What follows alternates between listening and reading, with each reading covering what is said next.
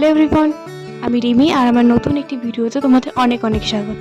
তো বেশ অনেক দিন হয়ে গেল কোনো বড় ব্লগ পোস্ট করা হয় না। আর আমি বেশ কিছু মাস আগে গেছিলাম মুর্শিদাবাদে হাজারদুয়ারিতে ঘুরতে। সেই ব্লগটা এডিট করা হবে, পোস্ট করাই হচ্ছিল না। তখন বেশ অনেকটা শীত ছিল। তো আমাদের এখান থেকে ট্রেন ছিল সকাল 7:30টার সময়। আমরা 7:30 ট্রেন ধরে গেছিলাম। আর আমাদের রানাঘাট থেকে হাজারদুয়ারি এক্সপ্রেস ছিল ট্রেন। তো দেখো আমরা উঠেও গেছি। এটা ছিল আমার প্রথম হাজারদুয়ারি এক্সপ্রেসে ওঠার অভিজ্ঞতা। তো ভীষণই ভালো, আমার খুব ভালো লেগেছে। ট্রেনটা প্রচণ্ড পরিষ্কার এবং সুন্দর। তো আমরা দেখো পৌঁছে গেছি হাজারদুয়ারিতে, প্রায় 10:30টার মধ্যে আমরা পৌঁছে গেছিলাম।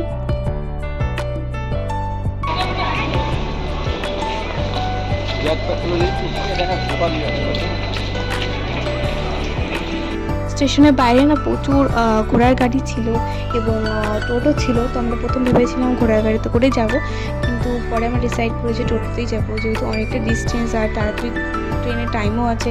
ঘোরার জন্য টোটোটাই আমাদের মনে হচ্ছে বেশ। তো প্রথমে আমাদের নিয়ে যাওয়া হয়েছিল এই কামানটা দর্শন করতে। এটা ছিল বহু বছর পুরনো, বহু সাল পুরনো কামান। এবং তারপরে আমাদের নিয়ে যাওয়া হয়েছিল জামে মসজিদে। হাজারদুয়ারি প্রচুর শুনেছি নাম, যে খুব সুন্দর ঐতিহাসিক জায়গা, কিন্তু প্রথমবার আমি ঘুরলাম। তো আমার অভিজ্ঞতা কিন্তু ভীষণই ভালো। আমার ভীষণ ভালো লেগেছে এই জায়গাগুলো। প্রত্যেকটা জায়গায় না ইতিহাসের ছাপ স্পষ্ট, এত সুন্দর। এই জামে মসজিদে এটা বাইরের দৃশ্য, তো ভিতরের ভিউটা অসাধারণ।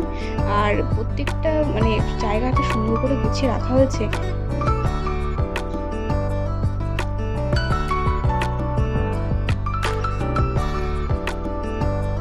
এরিয়াটা এতটাই বড় এবং প্রচণ্ড পরিমাণে সুন্দর করে গুছিয়ে এত ফুল এত মেনটেন করে রাখা হয়েছে জায়গাগুলো, টুরিস্টদের জন্য আমার ভীষণ ভালো লেগেছে। এবং এরপর আমরা গেছিলাম রাজবাড়িতে। এখানে এসে আগে আমরা টিফিন করে নিয়েছিলাম কিছুক্ষণ, যেহেতু আমরা অনেকক্ষণ কিছু খাইনি। তারপরে আমরা ভিতরে ঢুকেছিলাম এবং রাজবাড়িটা না ভীষণ বড় ছিল, ঘুরতে অনেক টাইম লাগবে। এবং এখানে গাইডের ব্যবস্থাও ছিল, যে আপনাদেরকে ভালো করে গুছিয়ে নিয়ে যাবে, সব জায়গা বিশ্লেষণ করে বলতে পারবে ইতিহাসগুলো। তো আমরাও গাইডটাও নিয়েছিলাম।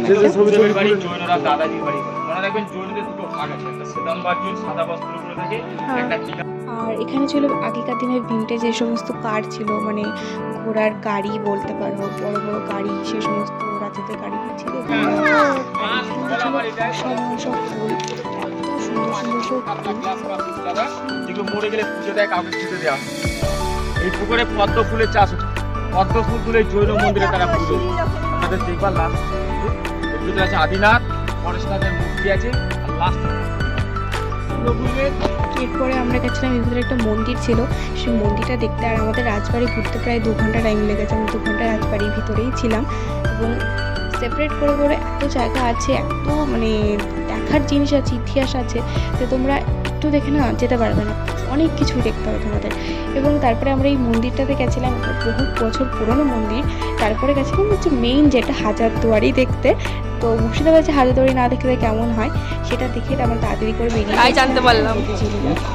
আর বলো না, ওল্ড মতিঝিল কি বন্ধ ছিল? আমার সেটা জানতাম, কে জানে ওল্ড মতিঝিল কোনটা। তারপরে মতিঝিলের পাশে একটা জায়গা ছিল, এটা আমরা তো জানতাম না, এটা পার্ক টাইপের একটা জায়গা, কিন্তু জায়গাটা এত সুন্দর। আমাদের ট্রেন যেহেতু লেট ছিল, আমরা এখানে অনেকটা টাইম কাটিয়েছিলাম। এবং জায়গাটা অসম্ভব সুন্দর এবং টাইম কাটার জন্য হেভি সুন্দর। এখানে বেশ আমরা অনেকক্ষণই ছিলাম, রেস্ট নিয়েছিলাম, অনেকক্ষণ বসেছিলাম। তো আসার তো ইচ্ছাই করছিল না, কিন্তু টাইম হয়ে গেছিলো।